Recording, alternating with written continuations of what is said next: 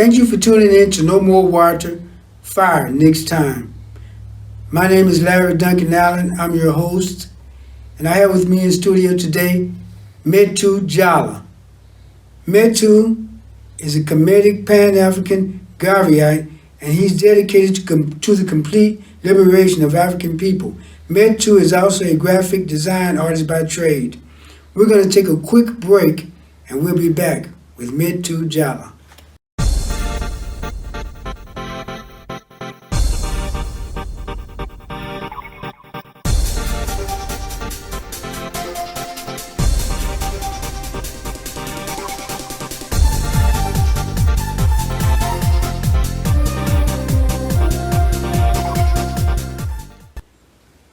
Thank you for staying tuned.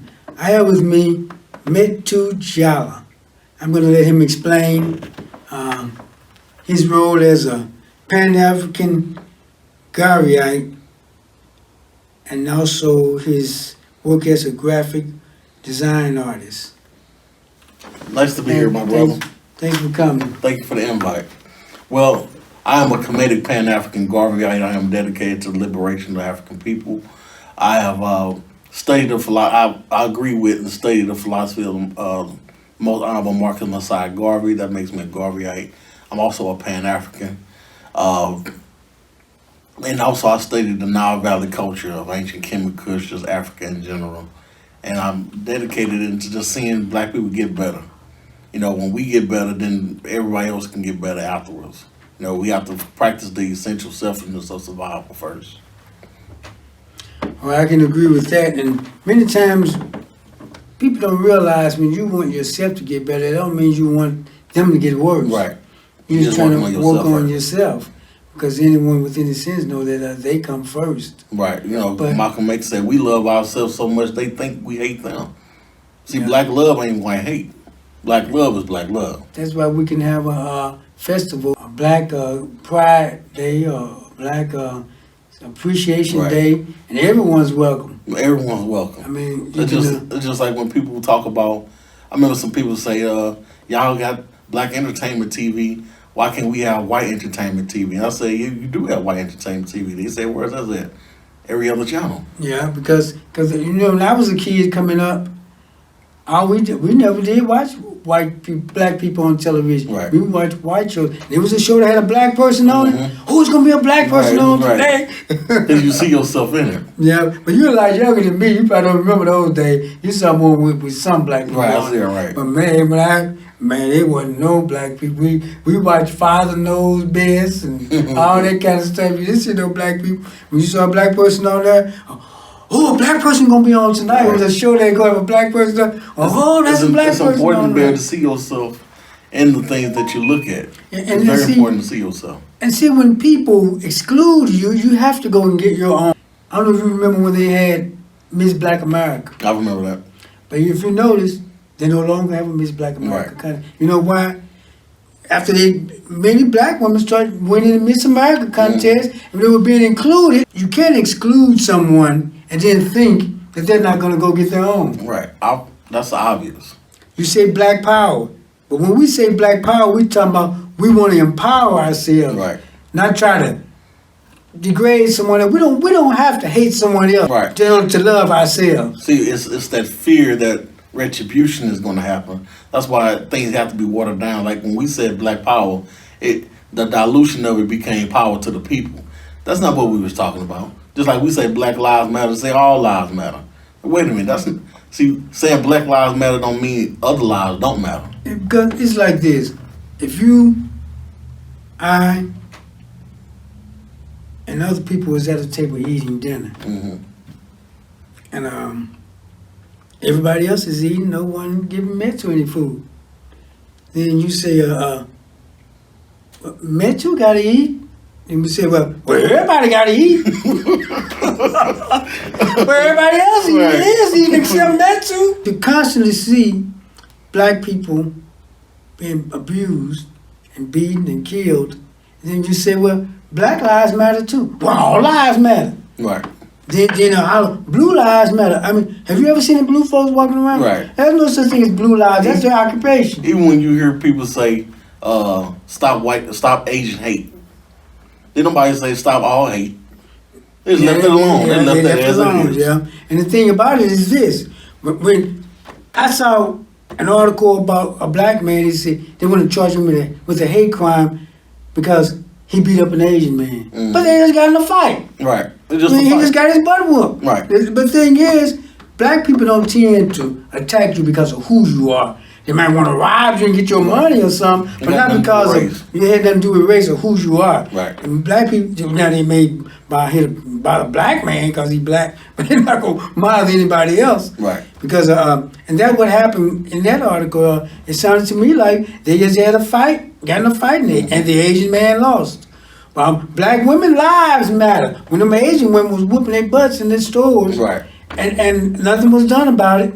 Called the police, but she was stealing. But you cannot say a person was stealing when they're still in the store with the merchandise. They have to be outside the store with the merchandise and didn't pay for it. Right. How am I stealing and I'm still standing in the store with the merchandise? But see, but what they did. See, they were attacking Asian women, black women. I'm sorry, they were attacking black women quite regularly. Right, absolutely. But I didn't see Reverend Al Sharpton, the Asian leaders coming and meeting with Al Sharpton like they're meeting with him over Asian people. And you let the black woman, she 190 pounds, got a dollar other black woman with her. She's standing there, look, 90-pound Asian woman whoop her butt. The same black woman who will fight 2 or 3 other black women. But we have to learn how to love ourselves and quit trying to jump on everyone else's bandwagon. Hispanic and black unite. We've never been united. No. And I'll tell you why. I lived in Los Angeles. Those Hispanics show so much hate towards black people. And you know what the worst part about it is? The black ones too. You know, you have black Mexicans, just like all over the world. they don't tell you about that. Oh, they don't. Tell you about that. You go down and they show you Mexico. They show you the black one. They don't, the kind of fair skin. They don't show you the black, but you have black Mexicans, and they don't identify with black people. Right. Well, that's that's called social engineering. Well, see, one thing about it. Remember one thing Joe Biden said. He said that black people don't have the diversity like Hispanics does. In a way, he's right. But it's not about diversity. It's about ethnicity. See, they're divided by ethnic groups. We're not. We were brought from Africa. We know we're from Africa. We don't know our ethnic group. We don't know we're Sudanese or Ethiopian. You know what I'm talking about. But that's why Pan-Africanism is important, because it brings us all together and it don't keep us divided over these borders, artificial borders that was made during the Berlin Conference. Yeah, and see the thing about, but what I was saying about with the black people having diversity, it's not like I said, it's about the Hispanics being divided into ethnic groups. If you ask call a Mexican or Puerto Rican, man, they be ready to jump on you. Because that's why you can mistreat Hispanics on the West Coast and the black Hispanics on the East Coast still vote for you, like they did with Trump. Wow. Because they don't identify with it. But when black people look at that, black people say, how can you vote for him when he did this to the Mexicans? But the Puerto Ricans don't care. Right.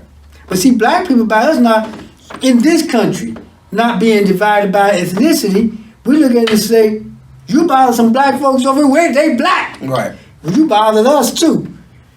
But it shouldn't take other people to have to bother us to make us recognize and that we're one and to back each other. Right. See, we should do it without other folks having to. We have to feel a threat from the outside. Right. See, we've been through. Not only have we been through, we're still suffering the effects of our African Holocaust. What has happened to us has not happened to no one else. Nothing. So what has happened to us is very unique, because no one has ever been through what we've been through, the time span we've been through it, and still been able to survive. We have been through a Ma'afa, a terroristic disaster, and it's continuing to happen. Yeah, you're right. Our genocide has not stopped. Our Holocaust has not stopped. It's never ended. The reason why America won't apologize to black people is because America is still doing it to black people. Yeah, you're right. It hasn't stopped.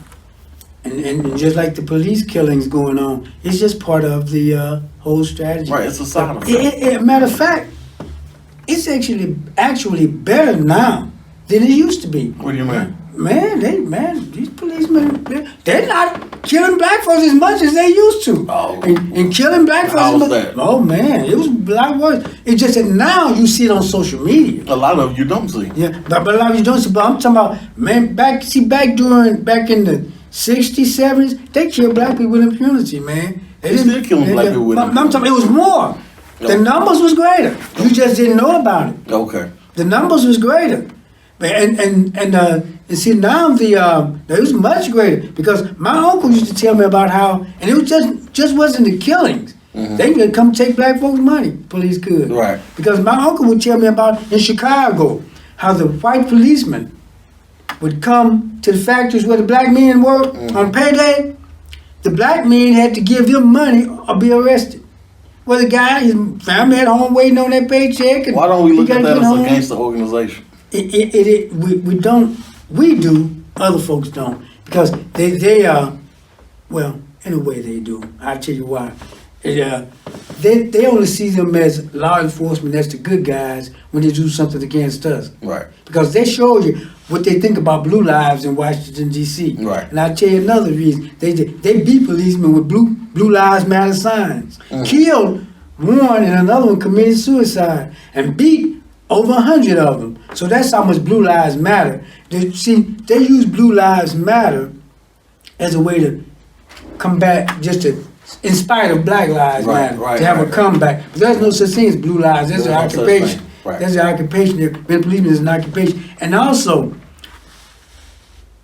the FBI statistics, not mine or yours, but the FBI statistics. Okay. The FBI says a policeman is most likely to be killed or assaulted by a white person. But yet, although a policeman is more likely to be assaulted or killed by a white person, the police is more likely to assault or kill a black person. You know what's interesting? They want black people to believe that all police officers ain't bad, but why don't you tell the police officer all black men are not criminals? Well, the thing about it, if there are so many rotten apples falling from a tree, it's time to stop looking at the apples on the ground and start looking at that tree. Absolutely. And not only that, why is it that in any occupation, if you have anyone bad in it, that person don't have that job? I can't be a good cook and still work at McDonald's. I can't be a bad pilot and still work for American Airlines. But yeah, I can be a bad police officer and still keep my badge. That's the way it works. You know what? Every occupation, if you're bad in it, they would still get rid of you. Well, see, the ones they call the good cops, they don't turn the bad ones in. Why they're not out there protesting against the bad cops? But and the thing is, so that made them a bad cop also. Remember the soldier? Because silence is violence. That's right. You remember the soldier that they pepper sprayed, and now they fired the cop after the video was shown? Mm-hmm. They had that video since December. Look at that. And they only did something after the video was leaked. Right. That's what happened. That's when they reacted. It had not been leaked. They had it since December. You know, you want to know why they keep those bad cops? Because they like what they do. Right. I tell you why. Because every time a cop has done something, it was never. But video is bringing all this out. They just don't fire them because when they kill someone, I've been told this by people I know who are cops in their family. They boast about it at the police station, pat each other on the back. Malcolm X say you can't hate the root of a tree and not hate the tree. See, the root of the police department is dirty. It started during slavery. They were slave catchers. So if the root of it is that, the whole tree is corrupt. Now you're right. They started slave catchers because they were first. At first, they had sheriffs and constables and marshals. They're not here to serve and protect. They're here to patrol and control. Right. Yeah. So you're also a graphic artist by design. I'm gonna let you. Okay. I'm a graphic design artist. So what that says is I design logos, flyers, business cards, obituaries, posters, banners, uh, anything. When it comes to graphics, I can edit a photo. Anything when it comes to any kind of animation, I can create it for you. A lot of people starting businesses. You need a logo, you need a brand, you need a flyer, you need a T-shirt design, you want a hat design. Anything when it comes to animation, I can do that, and I pretty much do it. I have same day turnaround. And that's what people really like about me because graphics is what I love. That's my passion. So your passion is what you would do for free, but you do it so well, people pay you for it. So it's not a job. It's something I love when I check an email and someone says I need another flyer. I love it. It's not a job. It's a passion. And I do it all the time. Well, it's good when you can make money at what you love to do. Yes, it's phenomenal because people are looking for a job. See, a job is just over broke. JOB means just over broke.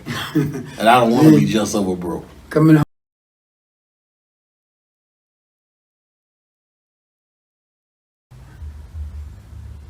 Thank you for staying with us. As I said, Metu Jallow is an Pan-African Garveyite. And we're going to let him tell us more about this. Okay. It's a Kemetic Pan-African Garveyite. Okay. Oh, Kemetic. I left the Kemetic part out. Okay. Kemet is the original name of Egypt. And that Nile Valley culture, it laid the foundation for the rest of the world. Our ancestors, they had the ability to show and still have the evidence of philosophy, architecture, anatomy. All that was given to us by the Nile Valley culture. The first university came out of Kemet. So by understanding that and looking at the evidence that our ancestors left, I've realized that there was something that was taken from us, and that's what's known as our VIPs. Your VIPs represents your values, interests, and principles. So when someone take your VIPs from you and give their VIPs to you, everything you're gonna do is for their value, their interest, and their principle. So we're in a cultural war, and we don't win the cultural war. We lost it all. It's not an economic war because if money was our problem, we don't have a problem. We have a cultural problem. I have to agree because here in this country, we really don't have a culture. Right. Everyone just do what they want to do. We just survive and we're not thinking living. The way you wear your hair and the clothes and all that stuff is culture, but culture sets principles. Yes. That's why we have all these relationship problems. There's no foundation for it. Right. There was a time, there was a way people got married. They just didn't find somebody after you had 2 or 3 babies. Right. I'm not talking about just the women, the men too, and go get married.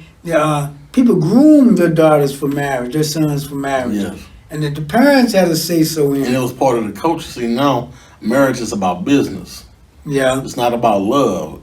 People think it's about love, but it's a business. Because when people file a divorce, who say, I want my love back.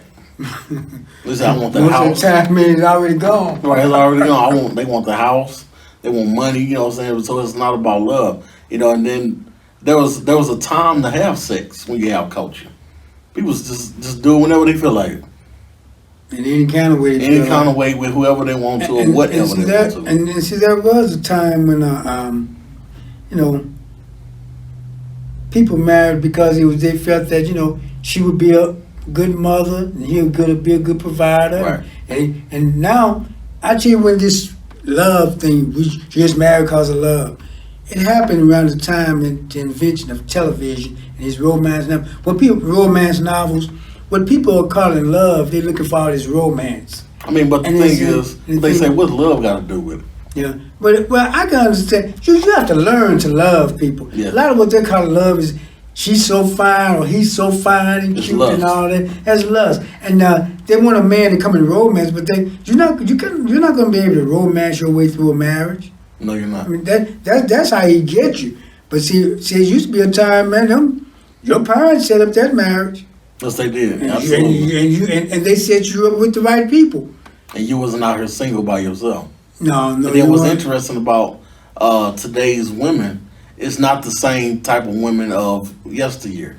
My great grandmother's status of a woman is a lot better than it is now. And they had less education, less resources, and more marriages. Now we got more education, more resources and less marriage. What culture does is it draws a line in the sand. It gives you limitations. So now people just do what they want to do. They got this They thing do what they about see on TV. this thing about the free American society. I do what I want to. Can't nobody stop. It's my right to do what I want to. It's you can have rights to do a lot of things, but you have to have a mind to let you know certain things just not to do. Right. Even though it's your right to do it. Because we got to have culture, as I said before. Like, I know people on the continent of Africa. They want to do some crazy stuff that they see us do perpetuate here in America, but the culture won't allow them to do it. You better not try this foolishness over here. Right. They're gonna say, no, that's not. If you want to do that American stuff, go to America. Even in China, you can't do a lot of stuff that they see on TV in America. If you want to do that American stuff, go to America. And if you notice, even among the Arabs, most of the ones that come here are not Muslim. Right. That's true. Because see, they be Arabs. The Muslims don't smoke. Right. They don't eat pork. Muslims don't do that over there. They don't. They don't even drink coffee. Religion is a political instrument. Yeah. No, so it has nothing to do with spirituality. Most. It has nothing to do because if you go to where these Arab countries are, you can go get you some wine, you get you some swine, and you can even patriate. You can even get you a white woman. But if you go to an African country that practices Islam and you ask for some liquor, you might go to jail. So they don't play that over there. Because it's not political with us. Yeah.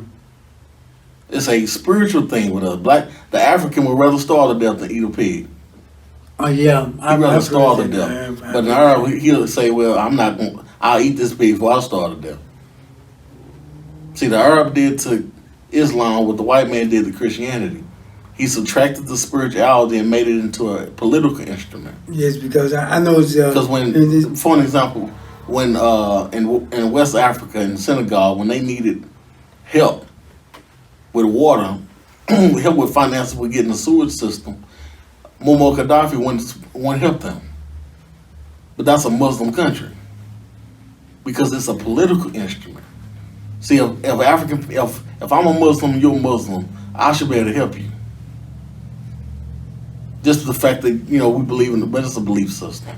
So that's water that a lot of people I don't even want to tread on. Yeah. That's what people believe what they want to believe in. Yeah, because that's pretty much what they're going to do. And also, they're going to have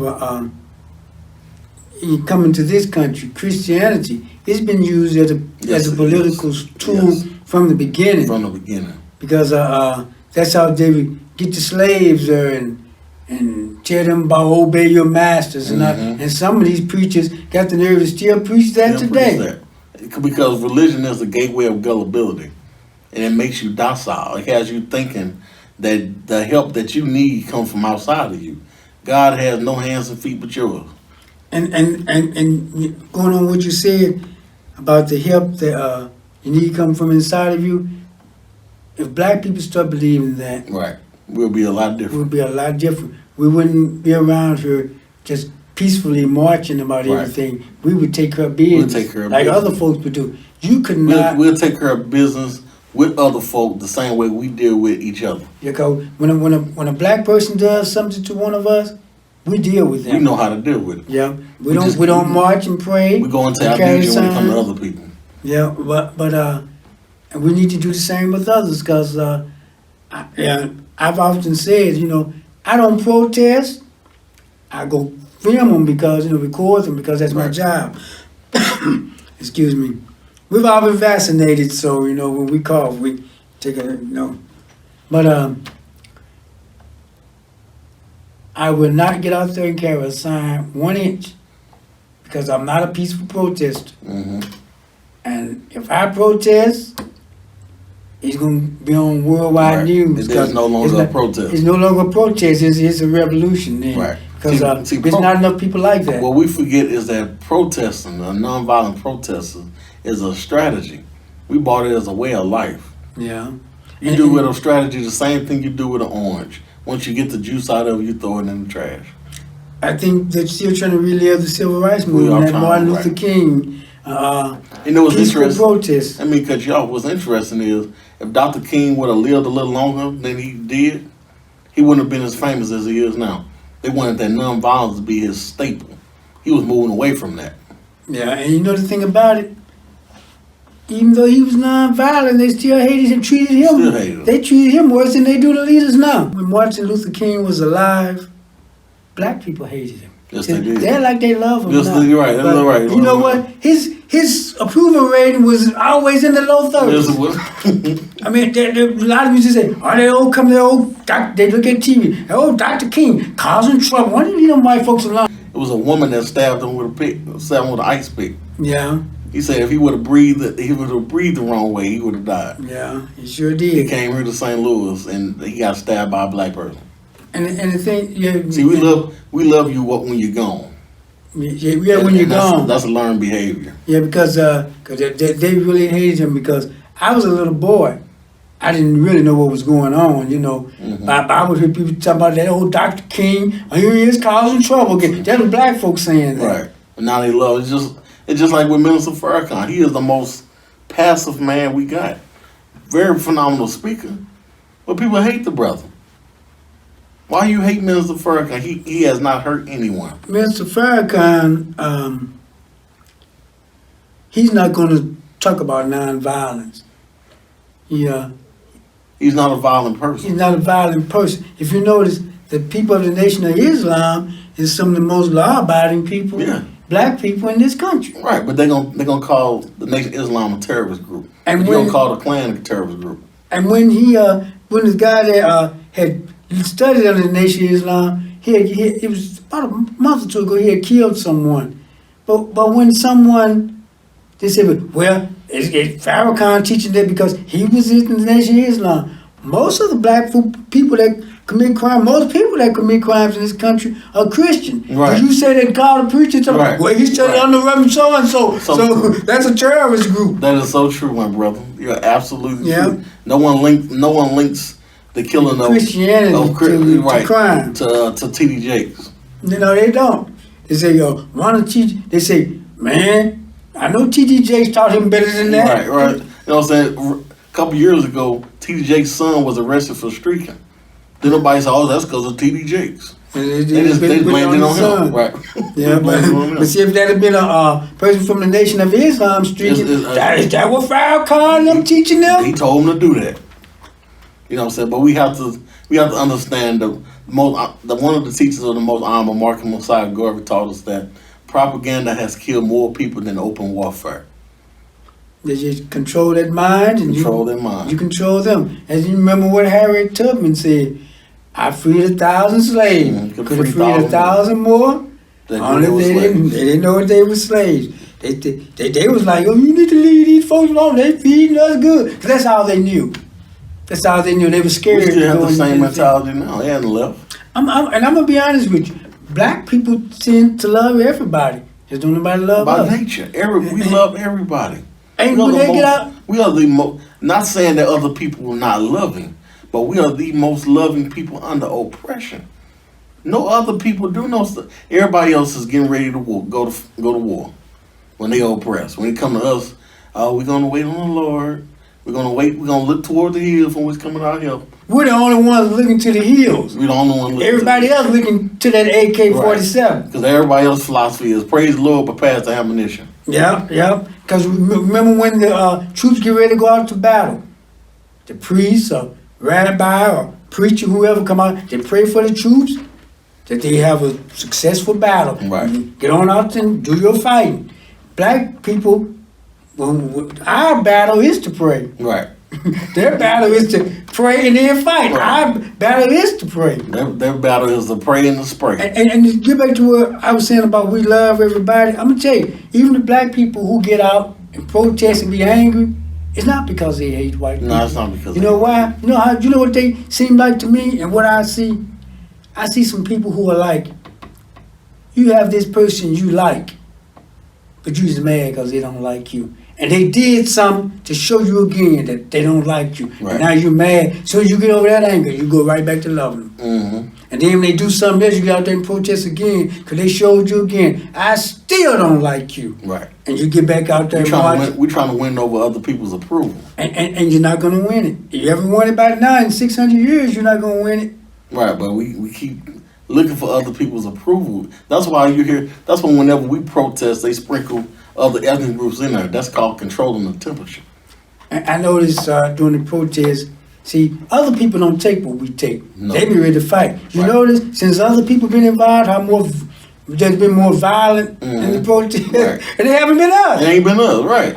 They Right, show it but on TV. But we get the blame. Yeah, because even the looters, it wasn't us. Right. These latest ones, it wasn't us. Even the buildings that went to flame, it wasn't us. Now, you know, like the police station that they burnt down in Minnesota. Now, you know, black folks couldn't have went into that police station, run the police out, and burn it down. Come on. There's just been dead black bodies all Right. over them steps. Right. It's just like when they stormed the Capitol. You think black people would be able to do that? No, because remember Black Lives Matter had a rally.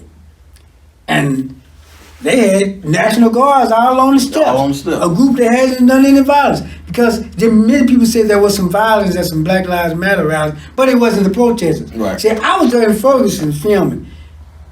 The police never stopped any looting there. They didn't do a thing. It was protesters leaving the line and went and stopped the protesting. Right. I mean, it's not. I'm sorry, they didn't stop the protesting. They stopped the looting. But they'll get the police credit for stopping the looting. The police didn't do a Right. thing. And I was there in that protest, and it was just amazing. I've seen some things that is like propaganda at its best. Oh yeah. I've seen so much stuff. I won't get into detail with that. I've seen some things. It's like, come on, man. I'll point out one. I remember one time we was protesting in front of the police department. I've seen police officers literally leave where they were standing at. Someone went inside, put on civilian clothes, went out with us, started throwing bottles. We like, where these bottles come from? But on TV, I heard like about protesters something were like throwing bottles. It was the police that was doing it. I was out there and I saw that myself. I'm like, wait a minute, we didn't come out here with no bottles. Where the water bottles come from? And you know, one thing It's about called being an agitator. yeah, that's what it is. Remember that one of them, cause said this black guy gonna be agitated, undercover cop, and they whooped his butt. They forgot who he was. Forgot who he was. That's why I didn't have no pity for him. The one over there in St. Louis, I didn't have no pity for him. They talk about got his butt whipped by the police, and they let them off on it too. Right. He got some money, and that was it. His own comrades whooped his butt, and then he sitting there on all in pictures looking. Think the community, black folks supposed to feel bad for him. You was one of them. Right. They just forgot and thought you were one of us. Right. Yeah, and see what I was saying, even in D.C., you can have a protest, but you can't control everyone. Someone may do something, but the objective of the protesters is to come out there and protest with Black Lives Matter. Right. And all of these protests are not Black Lives Matter. It's just that all of them are calling Black Lives Matter Right. now. But this the thing But- about it is that in every protest, you have brothers like yourself that's there. But they got to sprinkle other groups in there to control the temperature. Yeah. Because let them give you the microphone. They're not going to do that. No. They want somebody who's buddied up with the opposition. And saying what they want them to say. Saying what they want you to say, and say all we want is peace. But see, what I was saying, like in Washington, D.C., one thing about their march, different from Black Lives Matter, is to go out there and protest for justice. Right. Not about who's killing who, for justice. Their goal in Washington, D.C. was to go there and kill folks.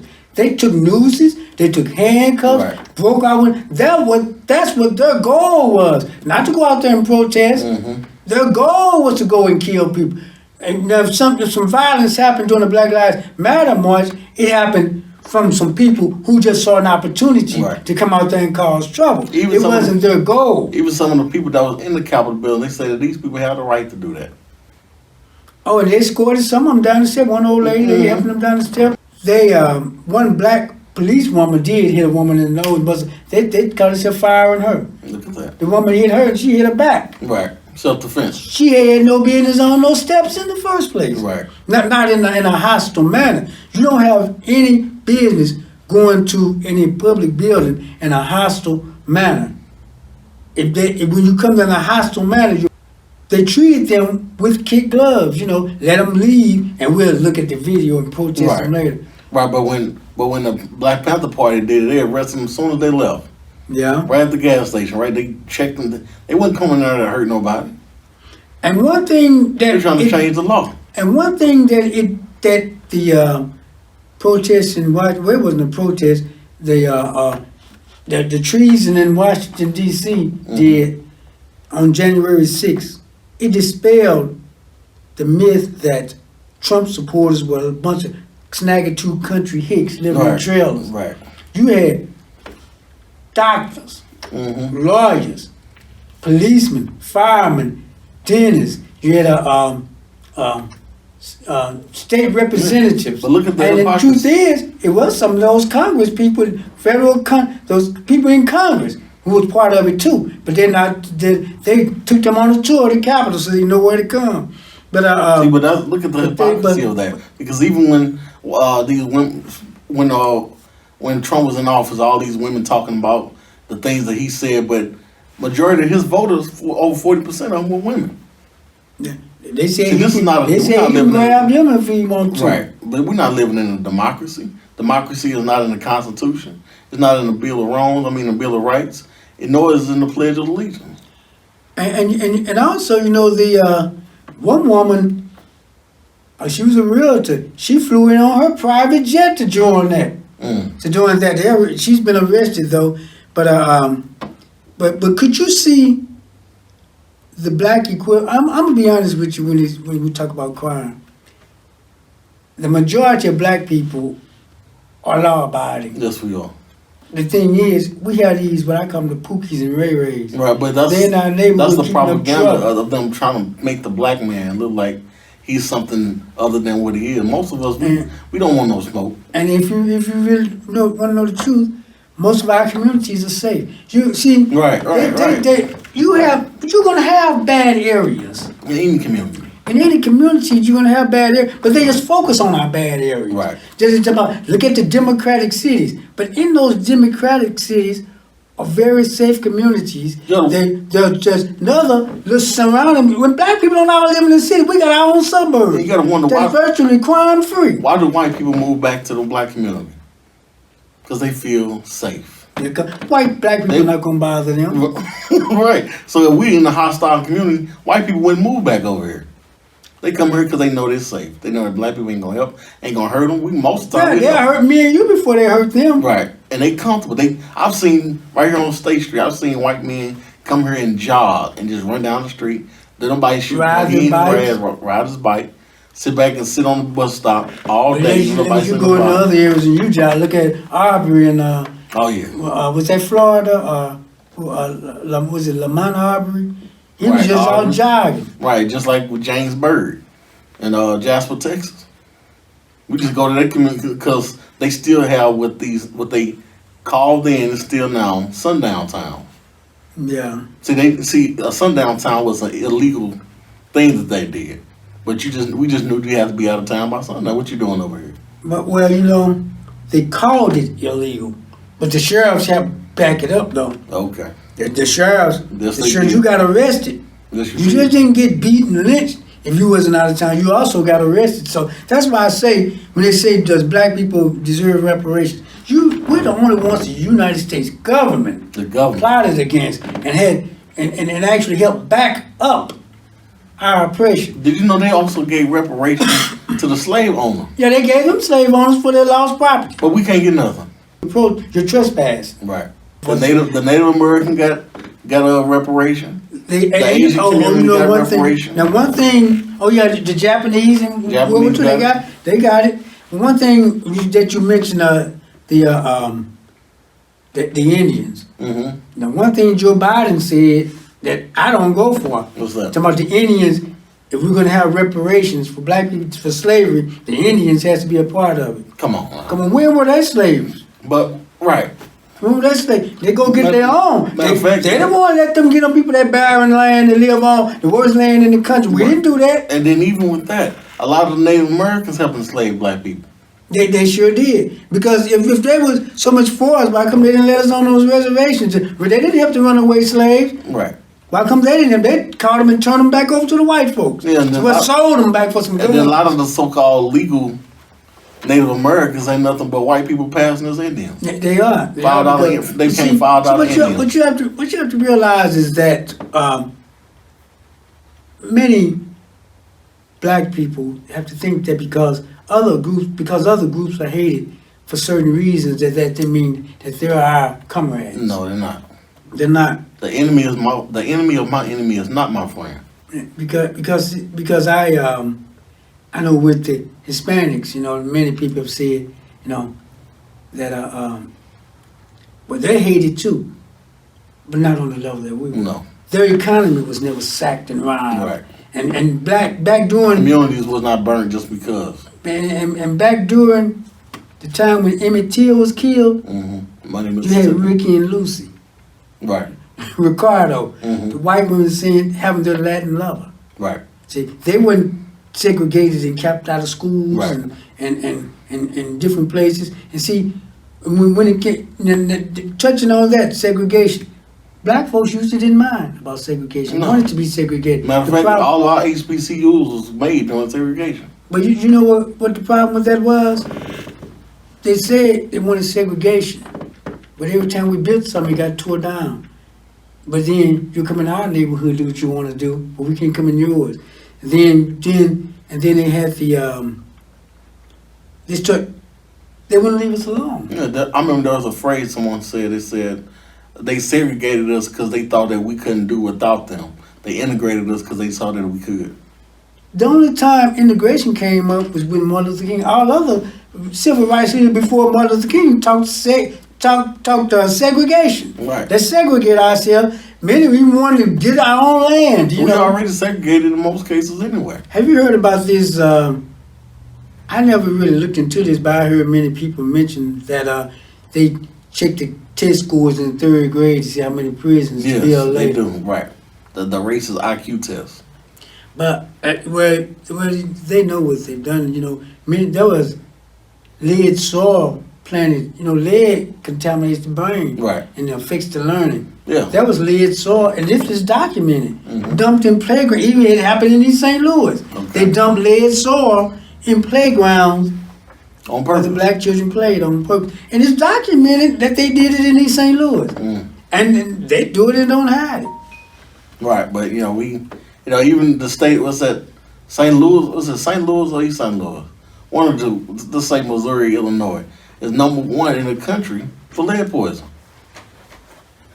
And I wonder what areas that is Right, in. now we wonder. You know what I'm saying? So all of this is by design, it's not by mistake. Nothing happens in America by coincidence. I don't know if St. Louis now has a new female mayor. I want to touch on this. I noticed lately, all you hear about is black women. Black women this, black girls rock, black women this, black women that. And you would think the black man don't even exist. Right. They say the black woman has been the backbone of the black community. And when I ask people, how has she been? They can't say it. That sounds like the moving of an extermination of another group. Yeah, it does, because what they If a black say. woman's doing all on her own, what would we need a black man? And you know what they say? The answer they give me, they never can give me a real reason why. She raised her family, she raised her kids by she did stuff that every other woman do. That's stuff she's supposed to do. Right. If you go out and have a baby and you're not married and you have 2 or 3 babies and you choose to not get married, you're supposed to raise those children. I mean, you get child support, but get married and let's do it right. And maybe you wouldn't have to go do all of those things. You're not strong because you're able to overcome all the obstacles that you put in your own way. Right. They're just showing a person who's living a foolish life. Right. But my thing about it is, what makes you strong is your ability to stand into a functional relationship. And that's strength. Because it's strength to be in a 50-year relationship, 40-year relationship. A lot of these relationships ain't lasting 5 years. I had an uncle to pass in July.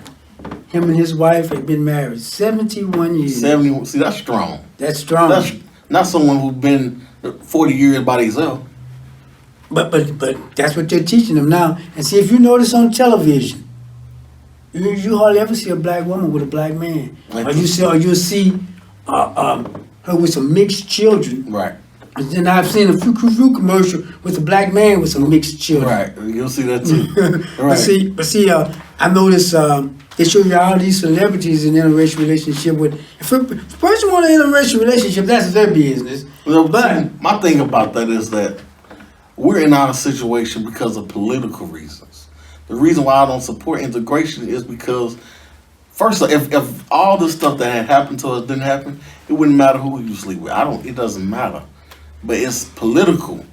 And as you see, it's being used as a tool. It's used a tool against us. And you know, you've seen those commercials, have you? I've seen and the black women eat it up because I tell you why, it makes them feel good about themselves. Mm-hmm. But they shouldn't just feel good about themselves. They're supposed to feel good about us together. That's what they're supposed to feel good about, because most events they have, everything that they have, is mostly talking about black women. Yeah. When black men talk about things, he talk about black people. I've seen situations where you have a Chinese woman, Chinese man, Chinese baby on a diaper thing, on something for diapers, for example. Chinese man, Chinese woman, Chinese baby.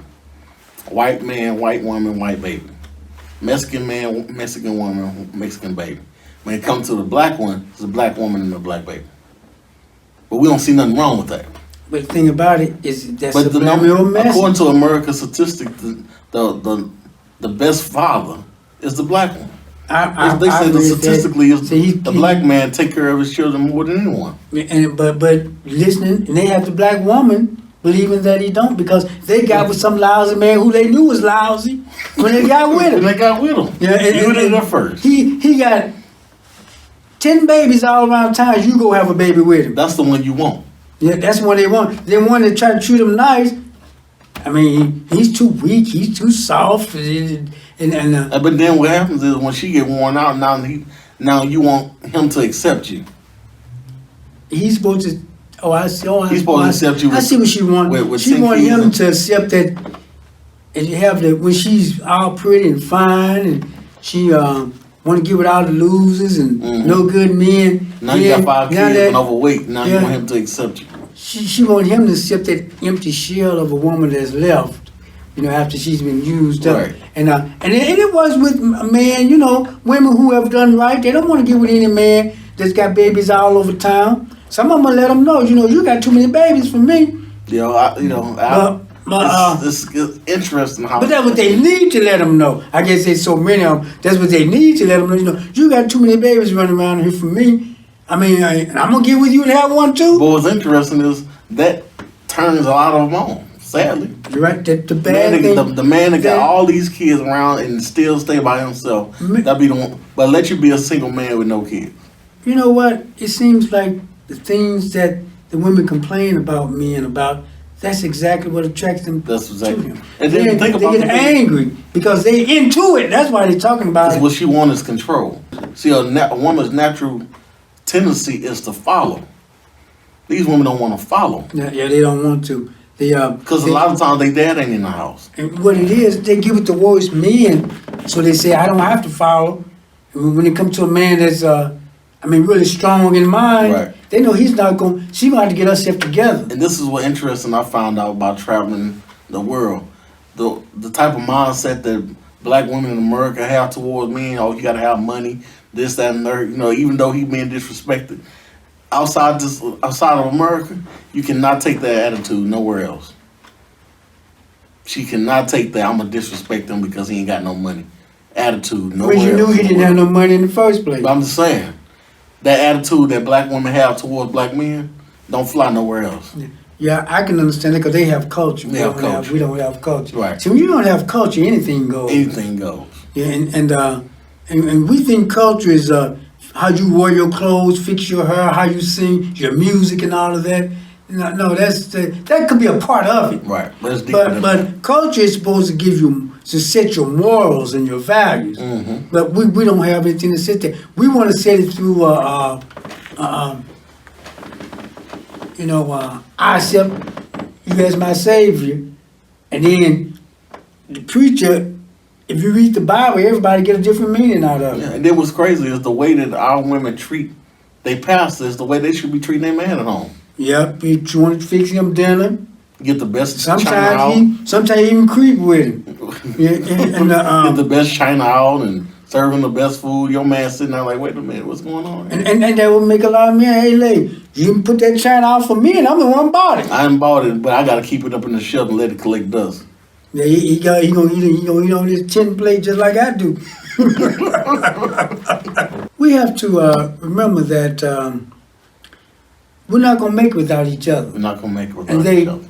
And I've told many black women that you all talk about black women all the time. We need to talk about black people. We can't afford to be divided by gender. And when black women talk about feminism, when you get done talking about feminism, that same white woman will turn around and discriminate against you. As a matter of fact, not only will she discriminate you, her job is to take your man from you. Yeah. See, women need to stop looking at men as a luxury. A man is not a luxury. He's a necessity. Yeah. I get a man when I want one, and then sit around and complain. See, time waits for nobody. Now you 45, 50 with no man and kids. And see, the thing is, many of the women say that he's over there talking to that white woman, and all these black women in here. That's happened to me before. I was talking to the white woman. We're just talking, and but when I walked in the room, all the black women jerked their head away. Right. And they do it every time. Every time. You can tell when a black man went into the room, you don't even have to see him. Right. Cause all the black women gonna look the other way. Right. Whatever way they looking away from you, that's the way. Then the white guy walk in the room, they stand there smiling at him. From ear to ear. Yeah. See, the thing is, as long as your enemy and your deity look the same, you're gonna have the problem that we face now. Yeah. And see, because I told many women one time back at City Hall, they would talk that stuff. I said, well, okay. When they had that white police chief down there, you ought to saw all those black women crowded up under him, sitting up under him in council meeting. See, here we go. And black police chief be sitting all by himself. Because they don't respect him. No, they don't respect him, but see, our deity look like other people. That's why we have to address the religion thing as a people. We have to get away from deifying other people. as our supreme being, some other people. Right. You know what I'm saying? Long as if your deity looks like you, you're gonna respect that. Yeah, because like you say, in other countries, their deity look like them. Look just like the people. Buddha is a big Asian man. He's not a black man or a white man. Look just like the people. Cuesta Toto look just like the Mexican. But when it comes to us, it don't matter what he look like. He look like Michelangelo's cousin, whatever he was. What was his name? Borgia, his last name, or something like that. Caesar Borgia. Caesar Borgia. We talking about that's Jesus. Right. You know what I'm saying? But we have to understand that praising your enemy gives your enemy the heads up.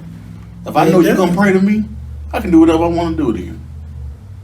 And you're gonna say that it's because I did something wrong. Then if you serve the same God as your enemy, you praying to the same person. Right. Who's to say who prayer he's gonna answer? Right. Well, there you go, man. And if you constantly losing, he must be answering their prayer.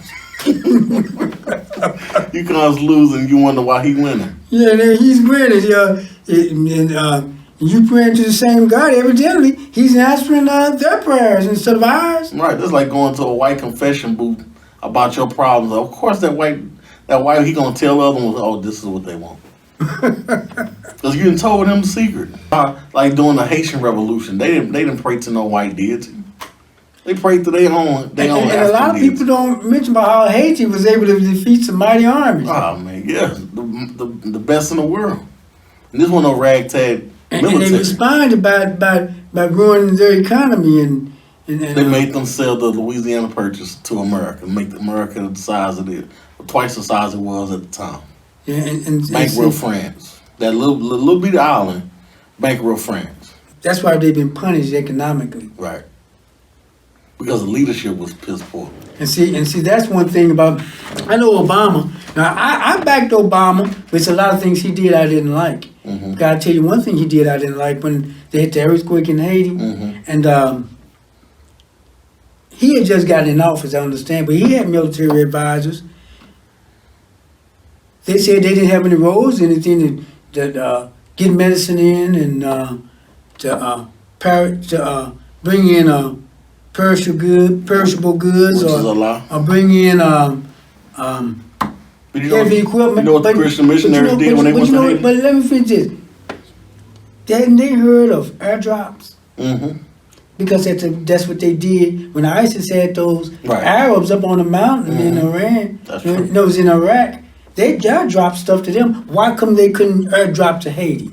But they have roads. They got roads there now. Yeah. It's just like They said the earthquake messed the roads up. But nah, ain't no excuse. but the thing is, they could have airdropped. Could have airdrop like every Yeah. other nation.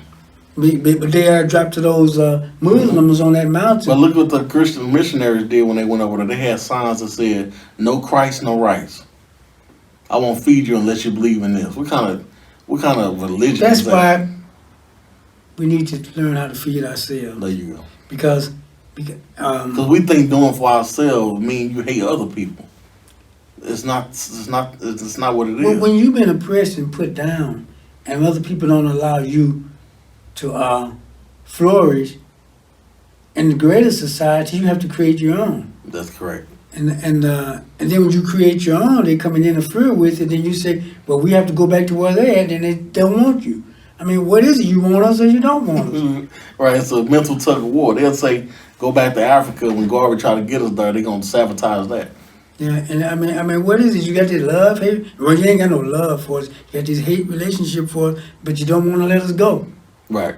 Because before, like I said, before Martin Luther King, every civil rights leader, it really wasn't civil rights. Medgar Evers, all of them, they preached separation. Separate. And then not only that, people talk about the civil rights bill that was passed in 1965. There was a civil rights bill that was passed in 1865. Well, you know, Martin Luther King even he said, we're not asking you to make any new laws. Right. We just want you to honor the laws you already got on the books. And they couldn't even do They that. couldn't even do that. Look at all the Native American treaties that they broke, every last one of them. Like you said, I don't want you to do nothing different. And the thing about it, like you said, they they broken every treaty, just like Trump did with Iran, broke Right. the treaty. Mhm. That's not the first time. But the president didn't have to break them; they just broke them anyway. Yeah, They even went and did. what happened to our brother George Floyd. That was the first time they had they knee on a black man's neck. They did it to Oscar Grant. When I first moved to Los Angeles, there were many black people dying from chokeholds. When I first moved, it was a big thing, and then the police chief said, "Well, see, black people, their lungs don't open back up like normal people." Come on. And he got fired. It was Darrell Gates, the same one that was in there on the O.J. Simpson trial. Mm-hmm. He was the police chief at the time who said that.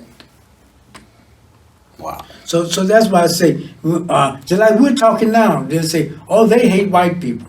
They sitting there, they hate white people. Two of the white guys Jody's my friend. He's over there. He's white. I don't hate him. But what we're talking about is an ideology, Right. not because, like I said, racism is not a black person thing, and there's gonna be some white folks who help out with it. Right. And so White people help with slavery. They ran the Underground Railroad. That's just like when people say, "Yo, you got black people who are black racists." There is no black racism. You know what black racism is? Name calling. Oh, this black guy called me a cracker at Starbucks. He don't have no power. Racism is a system prejudice, dynamic. He can be prejudiced, but he can never be racist. But how can you be racist when you can't control anything they do? Have no control. That's why I say when the black woman part of feminism and they go home, take it to the black man, and the least man you should be taking it to, cause all that trouble at home. Right. And he don't have the power to do the things to you like give you less money than what he Right. make. You probably make more than him anyway. Right, then you want to be free. Free from who? I mean, what oppression has a black man giving you? Right. He's going through just as much or more you than He's you. the last hire, first fire. And the thing is, they take that home and cause trouble with him.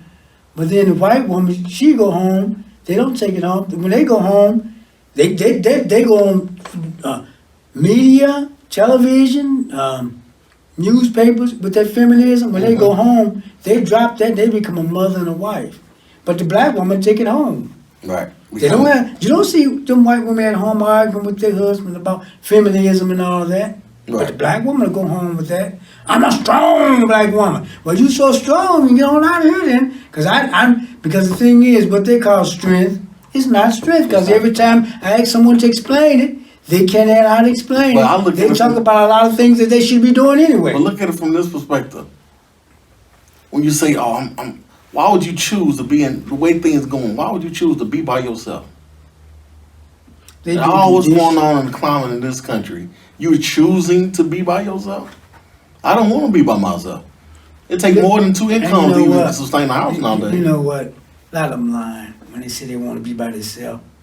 They lying because what it is, either they had a man and they broke up, or the man they want just don't want them. Because I know it's men that cheat on women.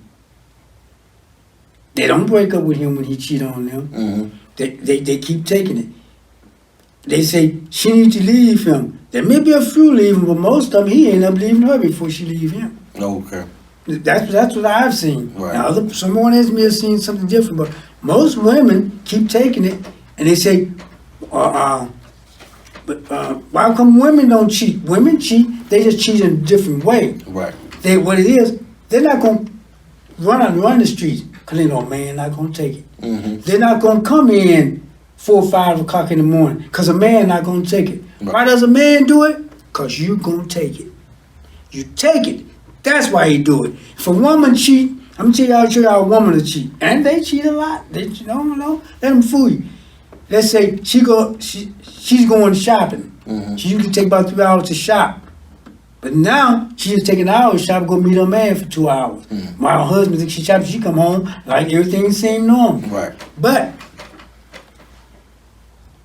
that's the way she cheat because she knows she can't just go out and do anything the man gonna put up with. Right. That relationship gonna be over. Mhm. If he catch her cheating, that's it. She can catch him cheating 20 times and still stay with him, and he may end up leaving her before she leave him. Right. And so that's why the men do it. Just cheat blatantly in front of the woman. Just do blatant cheating right in front of the woman. Just flirt with women right in her face. Because she's going to take Yeah, it. the things you accept will become your standard. And that's become the standard. It's become the standard. The men cheat very out in the open because the women allow it. Women have to sneak and do it. Because the man is not going to put up with it. Yeah, well, it's a lot of work we have to do. There's a lot of things we have to just work on as a group. And then we have to just, as I said, just understand that this is a family problem that we're going through. It is. And it has nothing to do with hating white people or hating Mexican people. It's about loving black people Yeah. and loving your. And I want the women to know, I'm not speaking against women on this. I'm saying this so they can know. Quit putting up with all this stuff.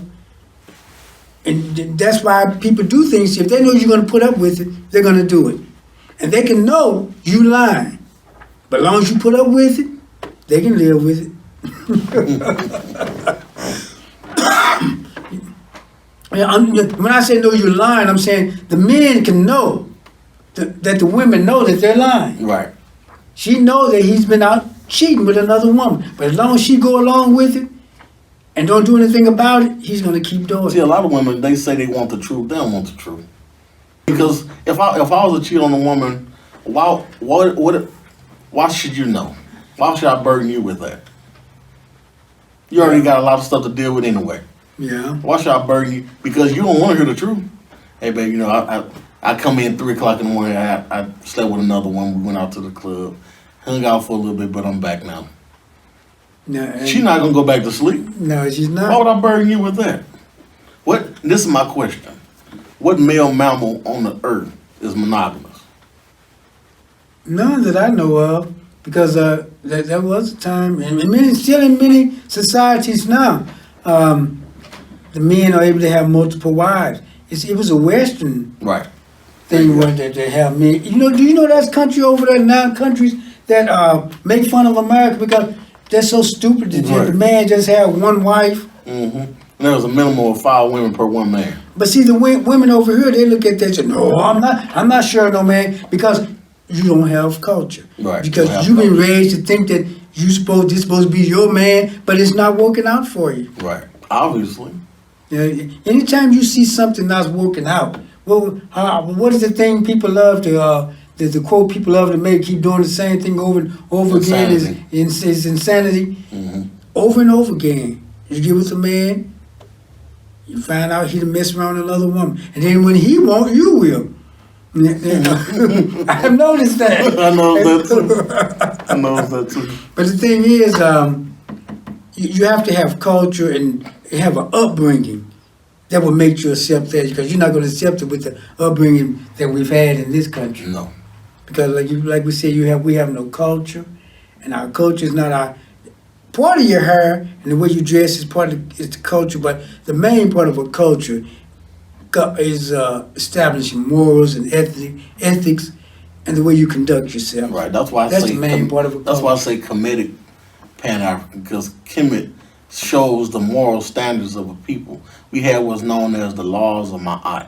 That was the moral standards. Do not commit adultery. I will not kill unjustly. When you look at the 42 laws of Ma'at, that's the moral standards of a people. Why not try that? Obviously, what we're doing ain't working. It's not working. The 10 commandments of the Bible ain't working for us. You say thou shalt not kill, and America, the number one killers. Yeah, to take a same Bible that enslaved you with, now it's supposed to be the one supposed to be free with and saved with. If the Bible saved people, they would have got rid of the Bible. They would have. But the thing is, I don't speak against anyone's religion, but you just have to tell the facts the way it is, Right. But and see, the thing is with to say that praying is going to get us out, take care of the problems that we're in. It's not going to work for me. We've been praying for so long. Yeah, we need to stop singing and start swinging. Yeah, stop singing. It ain't lift every voice swinging. and sing, it's lift every fist and swing. Yeah, because what we've been doing is not working. No, because we're losing. And we lose every time. It's like we've gotten so used to losing until it's acceptable now. We get out and march for 2 or 3 days. Because we get awarded for losing. Yeah. I remember, because I used to be a wrestler. I used to wrestle for Eastside. If the coach will award us for losing, we'll never want to win. Yeah, and see, we get out, we'll march for 2 or 3 days, and then back to business as usual. We'll boycott a business for 2 or 3 days, and then the 4th day we're back shopping with them again. And they raise the price on you. Then what we're doing now is just not working for us, because you can't fight violence with peace. That's true.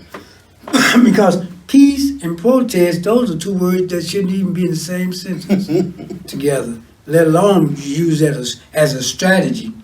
Because, like I said, if families would take care of family honors, we wouldn't need no protest, because it'd probably be the police out protesting, Right. Talking about police lives matter. See, African history, we had society that was so well put together. We never had a jail or word that meant jail. Yeah. We never had an adoption agency.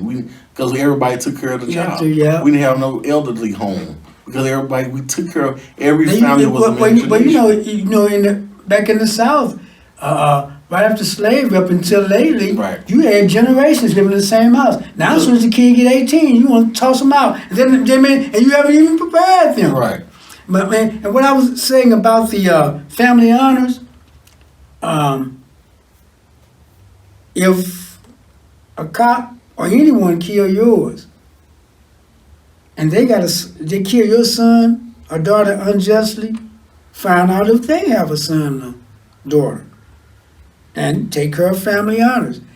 Like I said, I had someone killed in my family a couple of years ago, and it's eating at me that I haven't done anything about it. Mm-hmm. You ever seen a movie called American Skin? No, you know what? I saw it on my Fire Stick. Good. It's a very interesting movie. But I haven't. I'm gonna look at it. Okay, but one of the realest statements in there, because the man's son was killed by a police officer. while he was looking at TV, because they acquitted the police officer, that they always do. He said something so phenomenal, and he said the realest statement I ever heard. He said, "I ain't shit." Because he let him get away with it. I let you get away with it. That was the most phenomenal statement in the whole movie. To sit back as a man and just not, because no other man in America would do that. No. A white man is not going to allow you to kill his son in front of him and him not do something. You ever seen that movie called, it was another movie called Law Abiding Citizen. No, but I'm about to write these down. Law Abiding Citizen is a phenomenal movie. What happened was, this white man, his daughter and his wife were killed in front of him. The people went to jail, but the whole time he plotted to get his revenge, and he got it. He didn't protest. He didn't write no sign. He didn't say, "What y'all doing?" Eye for He just eye for an eye, tooth for. That's what justice is. And the most honorable Elijah Muhammad said, "Justice is reward for good and a punishment for evil. An eye for an eye, tooth for a tooth, a limb for a limb, and a life for a life. You kill my dog, I kill your dog, your bird, and your goldfish." Now, as you kill my son, I might get $1 million. Right. And you know, like Because if they're buying our kids' lives. If your enemy knows that killing you, all you want is financial compensation, I'll keep killing you. Yeah. I'll bring up the money and give you some $1,000. policemen have said it. Well, at least we're making them millionaires. You know, and that's a dirty thing to say. Wow. Say that again, really? They say the police that say, well, we kill their son, we make them millionaires. Wow. And the George Floyd family got $27 million. There was a white woman got $73 million for sexual harassment.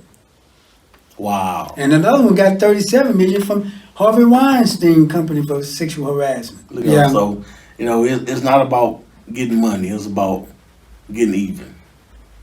Make sure, Malcolm X said, he said, obey the law. But make sure if somebody shoot you, make sure it's even Steven. Yeah, and they say that about the good cops and all, that most of the cops are good cops. Did you realize that in most large cities, especially those with a large black population, that those cities spend tens of millions of dollars a year off of police brutality? Yeah. You know what's interesting? They buy the way out of it, but if there were such good cops, why do they have to constantly spend all this money? But look at all the stuff that's on the cops, what they call a utility bill. Was that utility bill? Yeah. Is that what they call? Yeah. Okay. Look at all the things that's on there. He got a baton, he got a whistle, he got a flashlight, he got a taser, he got a mace, he got all this other stuff, but the first thing you pull out is a gun.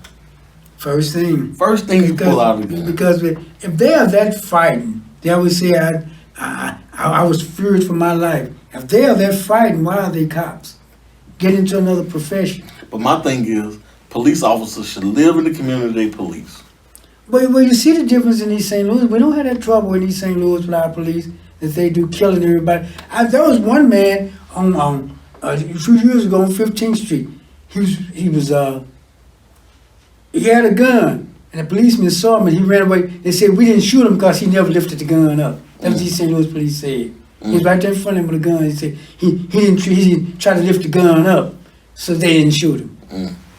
And but they ended up killing him the next day because he was out on the street running around butt naked, and he pointed the gun. He was shooting at cars passing by, and then he pointed the gun at the policeman and they killed him. Now that's understandable. And evidently he had a mental problem, but you still can't let him shoot you though. Right. But the people we're talking about are mostly unarmed.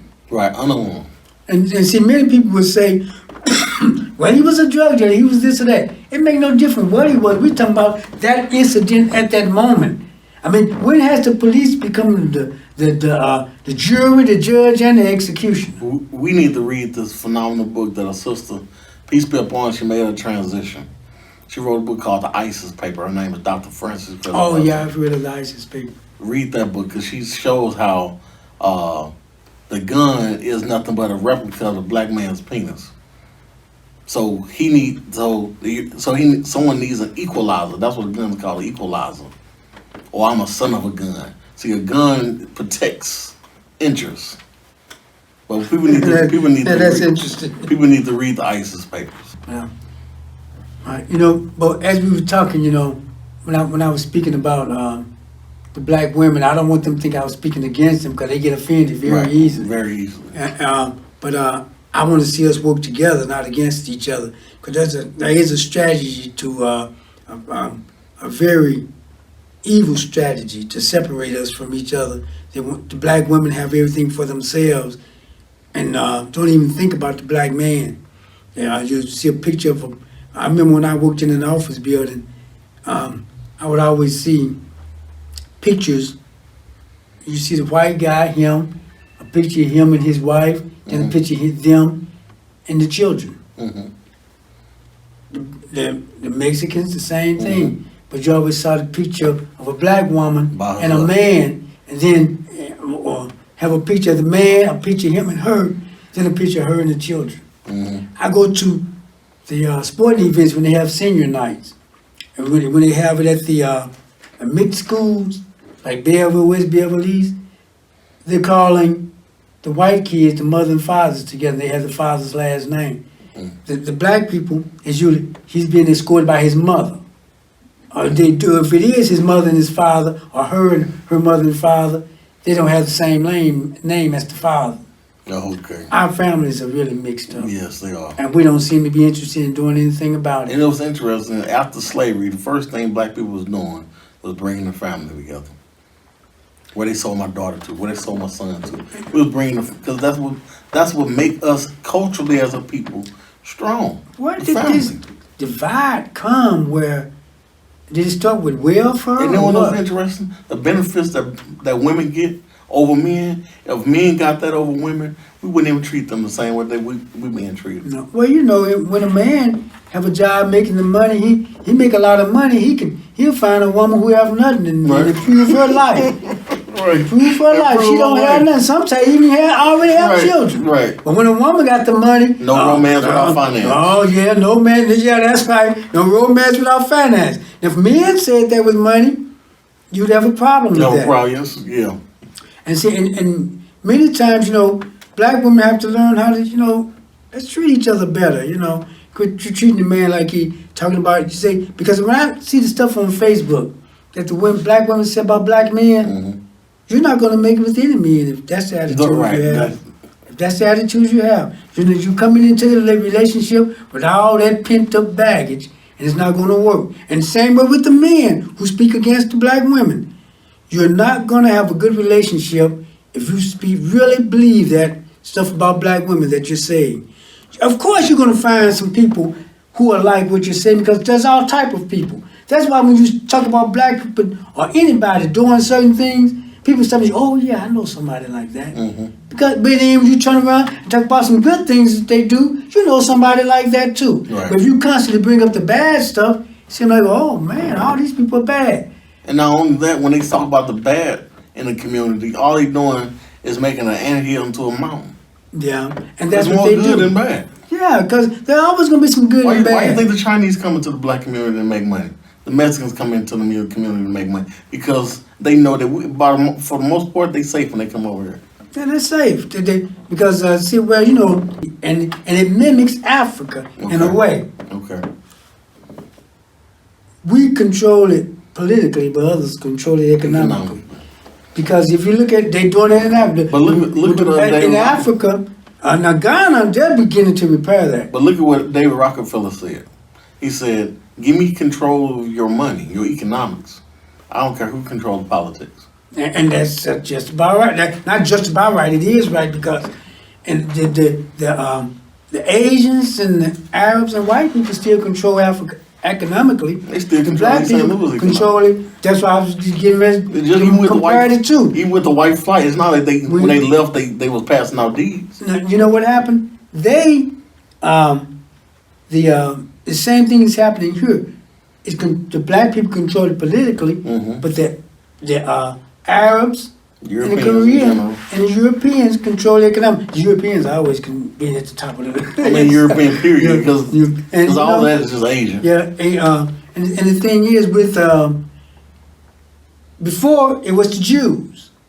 You see, Andrew Johnson, what's his name? Andrew Jackson. No, the one that was with Martin Luther King. Andrew Young. Andrew Young. He said what I'm about to say. They really got on him and kicked him out of stuff for saying it, but I'm not beholden to anybody. I say what I want to say. Okay, say it. Okay. Brother. And the Jews controlled the black community economically in the United States. Because the blacks had it, but they kept ruining our stuff, so we couldn't really open up stuff. And that's where the hustle market came in among black people. But we'll get to that later, Right, though. okay. But the Jews controlled the black community economically at first.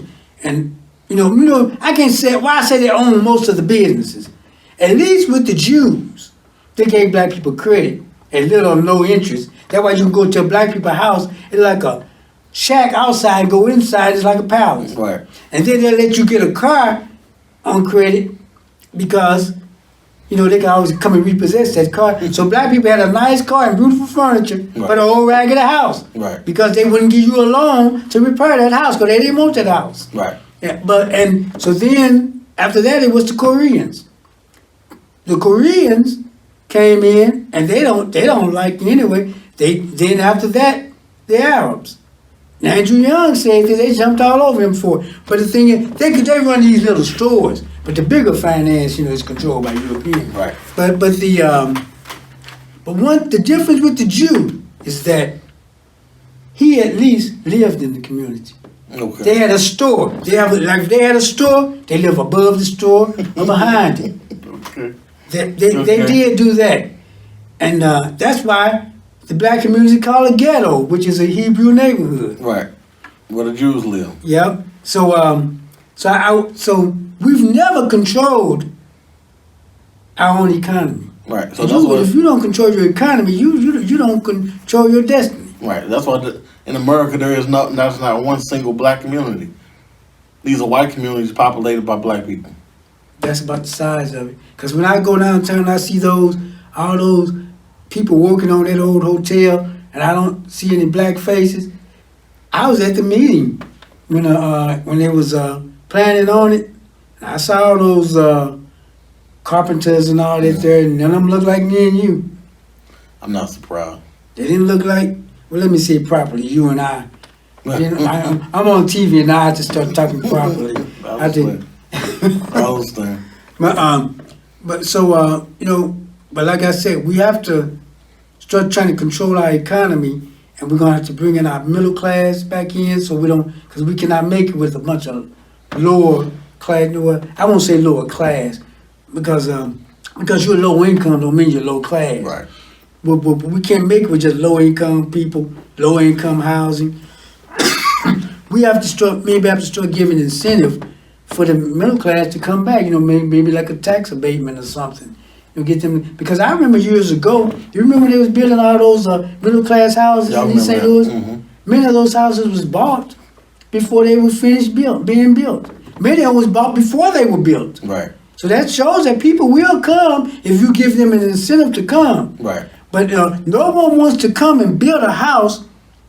You don't have to build communities like to do everyone else. Just not a house here and a house there. Right. They're building because no one wants to come and build a house and next door to it they got a project. Because a house is an investment. It's an investment, and because in Fairview Heights or O'Fallon, they built communities. They just didn't build a house here and a house there. Because why should a person who are upper middle class want to live next door to someone who's on welfare? And I'm not talking against people on welfare. I'm talking about building right now, and it's just a fact. But there was a time, and we had a lot of trouble in the black community. I'm gonna tell you, even back when we lived together, one of the problems we had with each other is that you had the haves living among the have-nots, and there was a lot of problems there. You had a community which was going pretty good. But there was always this house where people was renting from because of all the trouble in the neighborhood. And you had the haves and the have-nots among each other. And we weren't really separated by income. Right. And you have a lot of people with money around a lot of people who don't have money. Right. They're gonna try to get something you got. Right. That's just the laws of nature. Yeah, that's right. That's laws of nature. And see, just like we have, when you in need, when you come in need, you're gonna do whatever it takes to get what you want. That's why we have so much. Self-preservation. Now, when you're kept in survival mode, Mm-hmm. you're gonna do things to survive.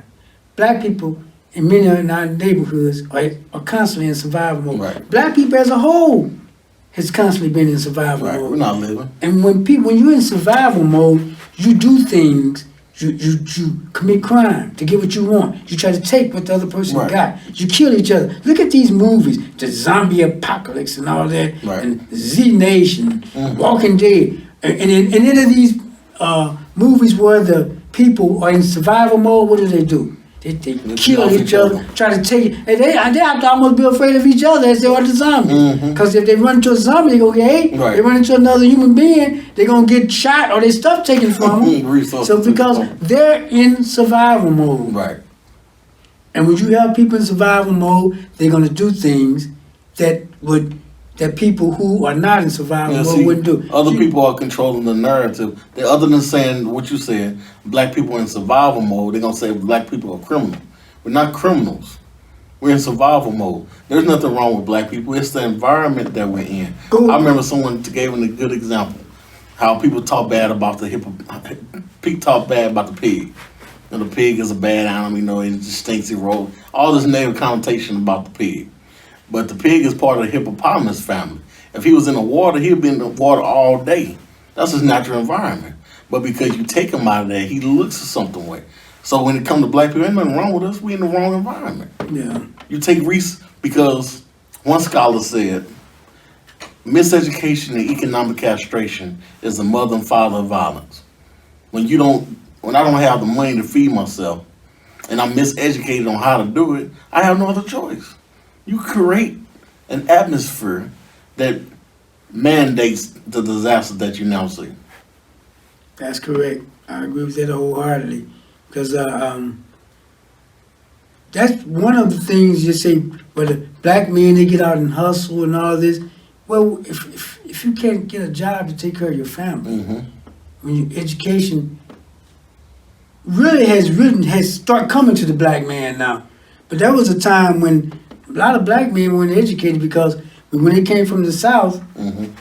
the black girls went to school. The black boys had to stay and work at farm. Right. And we carried that on for quite a while where the black girls were sent to college, but the boys was made to get a job. Yeah, but in the long run, who's going to have the best job? Yeah, but what's interesting, back in the day, used to be people, you can get a trade in high school and get out of school and immediately go to work. You're They right took about trades that. out of the school. You wear shop class. Shop and- class, you can be a construction worker straight out of high school. You can be a welder straight out of high school. But now you have to go to a trade school, Mhm. and now they're steering black people away from trade school to colleges. Right. When many of them are not college material. Kind of even college material. Yeah, and they but many of the black boys was always made to get a job. The black girls go to college, but they're gonna have a better job in the long run. Right. Women gotta realize they cannot, because a lot of women say, I want to focus on my school before I get married. As though you can't do the same. You can't go to school and get married. When I was in college, I seen a lot of, matter of fact, when I was in college, most of the white girls, 24, 25, was getting married. Left to right. Every Some of summer. them went to college to get a husband. I can't blame them for that. Right. But we want to wait until we 35 to get a husband. And then by then he's looking at the younger women. 20-year-old. Right. Because you didn't let time pass you by. Someone said to me, I know we talk about a lot of subjects, but that's what I do here. We just talk. Okay, I appreciate We it. just talk. We'll start on the subject, but then we just talk. They told me, say, would you have your young woman? I said, yeah. Said, you're a dirty old man. I said, yep. I guess you're that. But you want to call Well, it. that's what we gonna But the call thing it. about it is this. Stop and think for a minute. An older man in very good health. Mm-hmm. How could he date women his age? Most of them are not in good health. Right. So, Both of y'all sick. yeah, now I want to get a woman that I can Mold. Yeah, and be with, I don't want to be a woman's nurse, be a nurse, her. Yeah, I mean, So if they're not in the health you're in, how can you get with them? And I remember back in this country, they want to talk about Africa, about older men marrying younger women. In this country, that was going on back in the early 19th century. you know what's interesting? Older women realize something that younger women still ain't figured out. Older women, when the woman get older, she realize it's not even about money. I just want somebody to be there with me. Yeah. See, younger women ain't figured that out yet. And then they go with them guys that when they get older, he's not going to be there anyway. The kind of guys they get. Right. I mean, how you be with a man or a woman 10, 15 years, then y'all break up, you talking all that bad stuff, he ain't no good, never was no good, and you was with him for 10 or 15 Right. years? You know what, and I hate to say this, I'm going to be honest on the show now. The ones that they call bad men, when you look at their record, they have a longer relationship with him. They do. A good dude, They it'd do. be like 2-3 months. Yeah, sure do. You're right. Anything You're he right. do wrong, he out the door. Bad dude, I seen him, I'm like, you been with him 15 years, he didn't do nothing for you? But Do help you get all these type of things against you, and then You stay with him for a 15 good man, you get rid of him because he worked too much. Right, I don't see you, right. They wait for a man in jail and cheat on a man at work. Say it again. Say Say it again, I want to hear that They again. be faithful and wait for a man in prison, then cheat on a man while he's at work. I gotta write that down. And the women, we're not just ragging on the women, but we're just telling the truth. Cause I know, all of men and women have some things we need to work on. Right. Because men, I have no respect for men that beat on women because he's mad. And she hit me, she getting hit back. A lot of people say don't hit on women under no circumstance. That don't work with me. I don't have any respect for anyone who hit man or woman who hit someone just because they're angry. Right. Now, and there's no physical threat to you. Right. Yeah, Well, what's interesting, you get who you pick. A lot of times, women will pick a man that's like that, They know that they see, and they know he's like that type of man. See, when a person get with someone, you have to try to get to know them. Don't quit falling for people as soon as you meet them. You have to get to know them. Look at them in other environments than him being with you, talking sweet to you, because he's trying to get you. We don't court no more. He gonna talk. You don't know the family. You don't know. You don't know where they coming from. Man, they be having a baby together before the family even meet them now. But look, you with him. See how he respond or she respond when they don't get their way, and if they get all angry and it seems like they're prone to violence when they don't get their way, or how they treat people other than you, because they're trying to get you. So yeah, they're gonna be nice and kind to you, because some of the most charming men end up being a woman's worst nightmare. It's called the vampire effect. Yeah. See, the vampire, he don't come to you with the fangs and the googly face at first. He comes Because you're presentable. normal, you're He got presentable. suit and tie on. And be just as nice. Just as nice. But see, But some you let him in. See, the interesting about the vampire is he don't come in. You let him in. Yeah. He don't just force his way in. You gotta open the door for him. And when you open the door for him, he don't just raw at you. He's standing there. Oh, come on in. Then when he You're comes, right. That is a part about you. You have to invite him in. Yeah, invite him in. Oh man, that's really deep. Isn't it? Yeah, and just like they say, the devil, you got to invite him. yeah, invite him in. Yeah, and see but they someone can't. Many times people see a person's how they are, but they so many times it seems that people just put an image of a person in their mind. Because see, I have had women to not want to get with me because I wasn't the romantic type, and I wasn't the sweet talker. I just talked straight facts. Right. They didn't like that. It was just that's why I just wouldn't with just know any woman. Okay. Because a lot of them rejected me because I wasn't no romantic talking person. I didn't romance you. But many of those same men that romance you, they know that's what you want. They know the right things to say. Right. Enough to keep you distracted. And because a lot of men tell me, I say stuff to make her laugh. Once I get her laugh, I know I got her. When she gets to laugh, I know I got her then.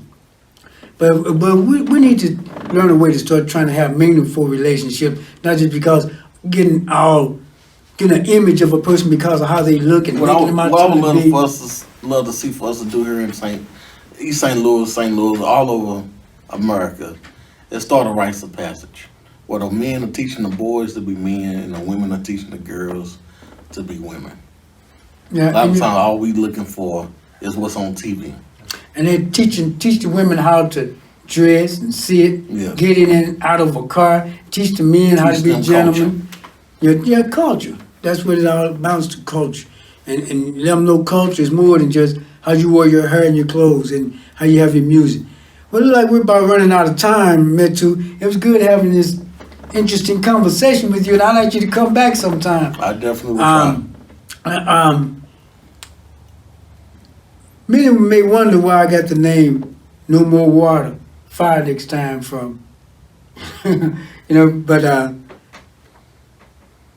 once you pour water on the fire and it keep raging, and you keep pouring water on it, but the water just won't put it out. Notice the wildfires like out in California. They pour water on it, praying. Kill you, praying, that's water.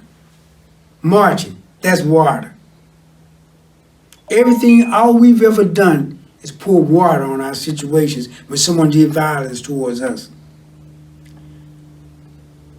As I said about the wildfires in California, after they poured water on it and they just can't put it out, they build what you call a fire dam. They carve like a line in the earth, have a dam between this land, they separate the land. The trees in front of them on this land where the fire's coming, they set them on fire. They send it to meet that fire and let it burn out. Because the pouring water on it didn't do any good. You have to fight fire with fire. We've been fighting fire with water, which is the first thing you do with a fire. You try the water, you have to try water first. It's a strategy. But for once you see water don't work, you have to start finding a way, like they do in California, fight fire with fire. That's why I say, no more water, fire next time. We'll see you next time. Thank you, man, too.